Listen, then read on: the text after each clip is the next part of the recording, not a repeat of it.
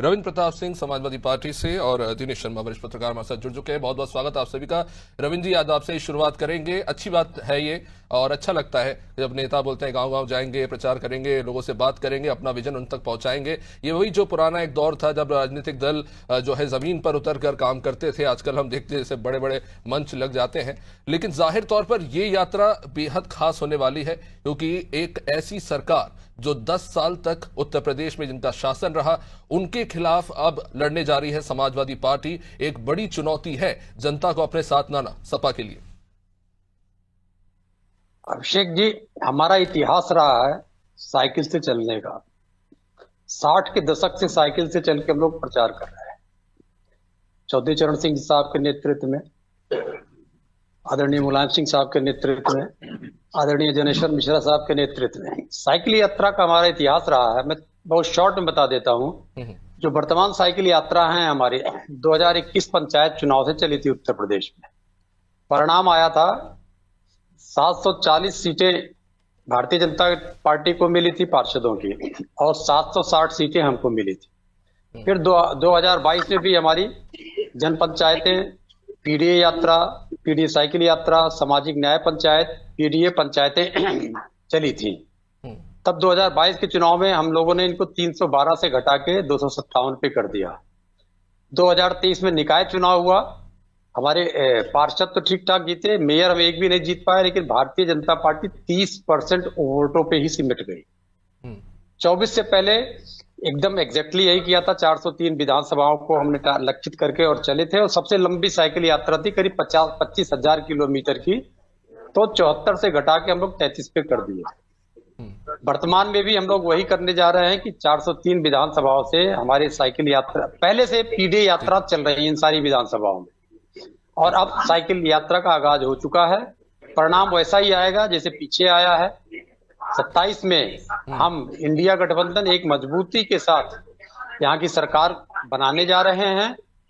हमारा मुद्दा जन कल्याण का है और हमारे जो विरोधी है भारतीय जनता पार्टी, उनका उन्माद का है।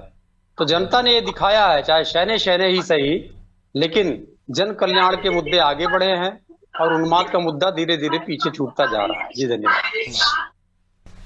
मुस्लिम तुष्टीकरण और यादव, जैसे कि बीजेपी प्रवक्ता ने भी बयान दिया कि आपके पास 2 ही प्लस पॉइंट्स हैं और इसके साथ आप ये चुनाव नहीं जीत सकते, जैसा कि दिनेश जी कह रहे हैं।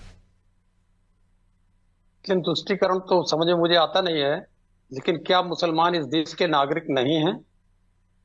अगर सत्तारूढ़ पार्टी इस देश में जो सबसे बड़ा अल्पसंख्यक समूह है उसके खिलाफ में खड़ी होगी तो हम उसके पक्ष में खड़े होंगे, क्योंकि यह अधिकार हमारा संविधान देता है।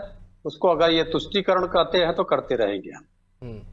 अब आते हैं, आदरणीय दिनेश जी ने कहा कि उत्तर प्रदेश में वैकेंसी नहीं है मुख्यमंत्री की। तो पहले उनका जरा देख लें उत्तर प्रदेश में 8 साल में किया क्या। जो छोटा इंजन था, बड़ा इंजन भी सपोर्ट कर रहा था उसको दिल्ली से। आरबीआई बताती है कि सबसे बड़ा कर्जदार प्रदेश हो गया है ये। 7.84 लाख करोड़ रुपया कर्ज है। अगला कर्ज लेने जा रहे हैं। मतलब प्रति व्यक्ति 36,000 उत्तर प्रदेश का और केंद्र सरकार का मिला है तो 1,40,000 हमारे ऊपर भी है। आपके ऊपर तो नहीं होगा, जैन साहब के ऊपर है, वाचस्पति जी के ऊपर। फिर प्रति व्यक्ति आय में है अंतिम से दूसरे नंबर पे हैं। फिर बताते हैं जीडीपी हमारी 5वें नंबर की है, लेकिन जीडीपी प्रति व्यक्ति जीडीपी क्या है, 32वें नंबर पे है 36 स्टेट्स में से। अगर हम देखते हैं कि हमारे जो 2 प्रकार की लेबर होती हैं, एक स्किल्ड एक नॉन स्किल्ड, तो स्किल्ड लेबर में 10 से 11 लाख लोगों ने भारत छोड़ दिया। उसमें से ज्यादातर उत्तर प्रदेश के हैं। स्किल्ड लेबर के लिए ई पोर्टल बना रखा है।